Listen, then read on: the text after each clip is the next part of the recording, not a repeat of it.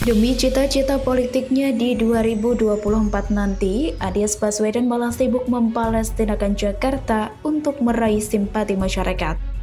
Sebelum kita lanjut, jangan lupa subscribe dan aktifkan lonceng notifikasinya agar Anda menjadi yang pertama mendapatkan informasi terbaru dari Metropolitik. Publik memang sedang dirundung sedih terkait polemik Palestina dan juga Israel. Sebelumnya, Presiden Joko Widodo atau Jokowi juga telah mengecam serangan Israel atas Palestina karena memang tidak sedikit perempuan dan anak-anak yang menjadi korban akibat agresi tersebut. Kondisi Palestina dalam beberapa hari terakhir memang kian menjadi perhatian Jokowi. Dia pun kerap berkomunikasi dengan sejumlah pemimpin dunia untuk membahas kondisi warga Palestina di jalur Gaza. Semua pihak memang mengecam tindakan Israel terhadap Palestina, namun ada yang dirasa berlebihan dalam menyikapi hal tersebut. Apalagi, baru-baru ini Gubernur DKI Jakarta tengah disibukkan untuk mempalestinakan Jakarta, kata sebagian pihak. Pasalnya, Anies Baswedan menginstruksikan kepada Dinas Bina Marga untuk memasang lampu bernuansa bendera Palestina sebagai bentuk solidaritas dan simpati pada bangsa Palestina. Bahkan, tidak hanya itu, perintah Anies tersebut juga sebagai bentuk awareness bagi publik luas, khususnya DKI Jakarta, tentang permasalahan yang memang sedang melanda semua warga di Palestina.